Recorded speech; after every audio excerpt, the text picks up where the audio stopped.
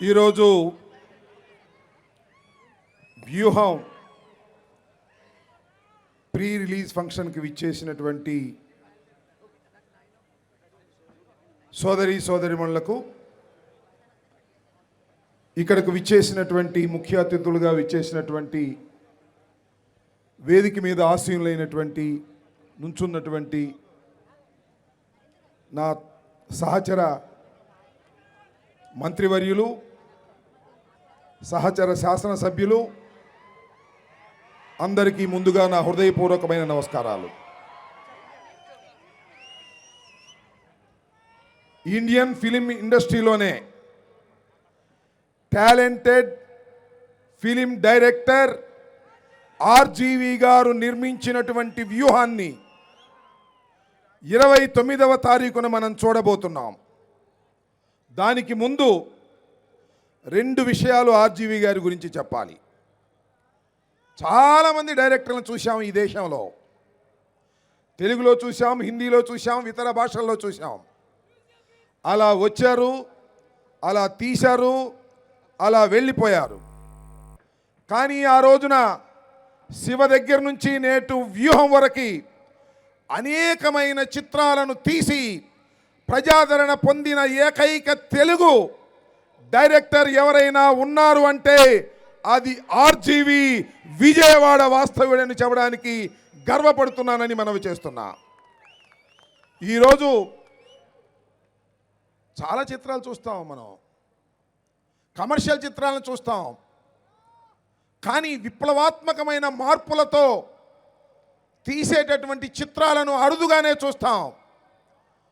కానీ ఆర్జీవి గారి దగ్గర ఉన్న గొప్పతనం ఏమిటంటే నిజ జీవితంలో ఉన్న సంఘటనలను సినిమాలుగా తీసి ఇంతకు ముందు వాటిని ప్రదర్శించి విజయవంతం చేశారు. ఇవాళ మరొక అడుగు ముందుకు ఏం వేశారంటే నిజ జీవితంలో ఎవరి పేర్లైతే ఉన్నాయో ఆ పేర్లతోనే సినిమా తీసిన ఏకైక దర్శకుడు ఈ వరల్డ్లో ఎవరైనా ఉన్నారు అంటే అది ఆర్జీవి వ్యూహంతోనే ప్రారంభం కాబోతుందని కూడా మనవి చేస్తున్నా. ఏదో దొంగ పేర్లు పెట్టి శ్యాంబాబు అని నన్ను చూపించి అలా ఏమీ ఉండవు.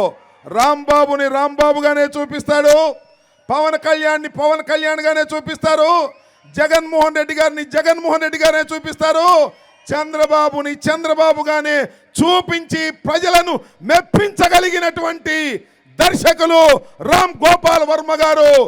ధైర్య సాహసాలతో కూడినటువంటి దర్శకుడని కూడా ఈ సందర్భంగా నేను చెప్పదలుచుకున్నాను. మరొక్క నిర్మాత గురించి కూడా చెప్పాలి. నిర్మాత నాకు అత్యంత ఆప్తుడైనటువంటి మిత్రుడి కుమారుడు, మా రేపల్లె వాస్తవ్యుడు అని చెప్పడానికి గర్వపడుతున్నానని మనం చేస్తున్నా. కిరణ్, దాసరి కిరణ్ చాలా చిన్నవాడిగా తెలుసు. వాళ్ళ నాన్నగారు నాకు బాగా తెలుసు. వాళ్ళ నాన్నగారు ఇప్పుడు లేరు.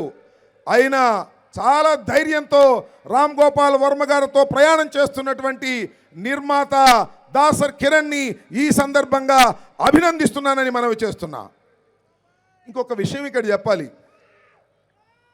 నేను రాజశేఖర రెడ్డి గారితోనూ సన్నిహితంగా ఉన్నా, జగన్మోహన్ రెడ్డి గారితోనూ సన్నిహితంగా నడుస్తున్నా, ఇద్దరిని దగ్గరగా చూశా. అలా దగ్గరగా చూసినటువంటి ఇద్దరి ప్రముఖ వ్యక్తులను మా ఆర్జీవి గారు ఎలా ఆవిష్కరించబోతున్నాడో అని కుతూహలంగా ఎదురు చూస్తున్న హృదయం మీది, నాది, మన అందరిది అని కూడా మనవి చేస్తున్నా. నేను ఒకటి అడుగుతానండి. ఈనాడు పత్రిక ఉంది, దానికి రామోజీరావు గారు అధిపతి. తెల్లారు లెగిస్తే ఏమి రాస్తాడు? జగన్మోహన్ రెడ్డి గారి గురించి దోపిడీ అని రాస్తాడు, రాక్షసుడని రాస్తాడు, హత్యలు చేసే వ్యక్తి అని రాస్తాడు, ఫ్యాక్షనిస్ట్ అని రాస్తాడు, పరిపాలన సరిగా లేదని రాస్తాడు. ఎవరి గురించి రాస్తాడు? జగన్మోహన్ రెడ్డి గురించి రాస్తాడు. ఏమయ్యా రామోజీరావు గారు, ఏమయ్యా చంద్రబాబు నాయుడు గారు, మీ పేపర్లో మీ ఇష్టం వచ్చినట్టుగా రాసుకోవచ్చు, ఆవిష్కరించవచ్చు, కానీ కిరణ్ కుమార్ డబ్బులతో, ఆర్జీవి గారి శక్తితో సినిమా తీస్తే జగన్మోహన్ రెడ్డి గారిని కరెక్ట్గా ఆవిష్కరిస్తే మీకేమిటి కడుపు మంట అని నేను ఈ సందర్భంగా అడుగుతున్నా. రామోజీరావు గారు ఇష్టం వచ్చినట్టుగా ఆవిష్కరించవచ్చు. అలాగే రాధాకృష్ణ తెల్లారు లెగిస్తే పేపర్ ఉంది కదా అని మీ పత్రికల్లో మీరు ఇష్టం వచ్చినట్టుగా జగన్మోహన్ రెడ్డి గారిని ఆవిష్కరించవచ్చు, దుర్మార్గుడిగా ఆవిష్కరించవచ్చు. కానీ రామ్ గోపాల్ వర్మ గారు జగన్మోహన్ రెడ్డి గారిని ఉన్నది ఉన్నట్టుగా, చంద్రబాబుని ఉన్నది ఉన్నట్టుగా, లోకేష్ని ఉన్నది ఉన్నట్టుగా ఆవిష్కరిస్తే మీకేమిటయ్యా కడుపు మంట అని ఈ సందర్భంగా అడుగుతా ఉన్నా. దానికి లాజిక్ ఏమిటి, ధర్మం ఏమిటో ఒక్కసారి ఆలోచించవలసిందిగా ఈ రాష్ట్ర ప్రజానీకాన్ని అడుగుతున్నానని మనవి చేస్తున్నా. ఇవాళ చాలా సంతోషం, ఒక చిత్రాన్ని చిత్రంగా వాస్తవానికి అతి దగ్గరగా ఇవాళ తీస్తున్నారు. నాకు అనిపిస్తుంది ఏంటంటే జగన్మోహన్ రెడ్డి గారి రాజకీయ జీవితం విషాదంతో ప్రారంభమైంది. అది ఎక్కడి దాకా వెళ్ళింది? విజయం దాకా వెళ్ళింది. విషాదంతో ప్రారంభమై విజయం దాకా వెళ్ళినటువంటి జగన్మోహన్ రెడ్డి గారి జీవితాన్ని 2 పార్టులుగా ఆవిష్కరిస్తున్నటువంటి వ్యక్తి రామ్ గోపాల్ వర్మ గారు, ఆర్జీవి గారు. విషాదంతో ప్రారంభమై విజయం దాకా ఇప్పుడు దాకా ప్రయాణం చేసినప్పుడు ఈ మధ్య ప్రయాణంలో కుట్రలు, కుతంత్రాలు, వ్యూహాలు అన్నిటినీ ప్రజా సంకల్ప యాత్ర అనే పాదయాత్రతో తొక్కుకుంటూ నడిచి వెళ్ళినటువంటి వీరుడు జగన్మోహన్ రెడ్డిని ఏ విధంగా ఆవిష్కరించారో చూడాలని కుతూహలంగా ఉంది. 28ని చూపిస్తారో, మాకు 29ని హాల్లోనే చూపిస్తారో మాకు తెలియదు, కానీ బ్రహ్మాండంగా ఆవిష్కరించారని నాకు అర్థమవుతుంది. ఏమిటంటే లోకేష్ వెళ్ళి కోర్టులో పిటిషన్ వేశాడంట. అందువల్ల అద్భుతంగా ఆవిష్కరించి ఉంటారనేది నాకు ఏ విధమైన సందేహము లేదని కూడా ఈ సందర్భంగా నేను మనవి చేస్తున్నా. నాకు అక్కడక్కడ అర్థమవుతుందండి. రామ్ గోపాల్ వర్మ గారు చాలా సీరియస్గా డిస్కషన్ జరుగుతుంటే ఆ చిత్రంలో మధ్యలో ఒక అతను కారపూస తింటూ ఉంటాడు, మధ్యలో ఒక అతను బత్తాకాయలు తింటూ ఉంటాడు. ఎవరండి ఆయన అని నేను అడగాల? మీరు చెప్తారా? సార్ మిమ్మల్ని అందరిని అడుగుతున్నాను, ఎవరై ఉంటారు? అది కాదు, మిమ్మల్ని అందరినీ అడుగుతున్నాను, ఎవరై ఉంటారు? అది నాకు అర్థమైంది, మీకు అర్థమైంది. అంత సీరియస్గా ఉన్నప్పుడు బఠానీలు, పప్పుండలు, కారపూసలు, బత్తాయితలను తినేది ఎవరండి? ఇంకా పప్పు లోకేషు తప్ప అనేది అందరికీ అర్థమైనటువంటి అంశం. ఇలాంటి అనేకమైనటువంటి ఎంత సీరియస్ పాలిటిక్స్ అయినా మధ్యలో అక్కడక్కడ కొద్ది హాస్యం ఉండాలి. అప్పుడప్పుడు శాసనసభలో కూడా మేము సీరియస్గా జరుగుతున్నప్పుడు కొద్దిగా ఆశ గుళికలు వాడతాం. వాడకపోతే మజా ఉండదు. ఎంత సీరియస్ రాజకీయాలు నడుస్తున్నా జగన్మోహన్ రెడ్డి గారికి, చంద్రబాబు నాయుడు గారికి మధ్యన ఎంత సీరియస్గా నడుస్తున్నా, జగన్మోహన్ రెడ్డి గారికి, చంద్రబాబు నాయుడు గారికి, అదేవిధంగా పవన్ కళ్యాణ్ గారికి మధ్యన ఎంత సీరియస్గా నడుస్తున్నా మధ్యలో ఎవరో ఒక జోకర్ కావాలి. ఆ జోకర్ని సృష్టించలేదు, వాళ్లే సృష్టించి పక్కన పెట్టుకున్నారు. అతని లోకేష్ అని చాలా విడమర్చి చెప్పినటువంటి వ్యక్తి ఆర్జీవి గారు. నేను మనవి చేస్తున్నా, ఇంకా చెప్పాలంటే చాలా విషయాలు ఉన్నాయి. చాలామంది వేదిక మీద ఉన్నారు. రాజకీయ ఉపన్యాసాలు కాదు, కానీ నాకంత కుతూహలం. ఈ దేశంలో, ఈ రాష్ట్రంలో అత్యంత ప్రజాదరణ కలిగినటువంటి ఏకైక నాయకుడు జగన్మోహన్ రెడ్డి అనడంలో సందేహం లేదు.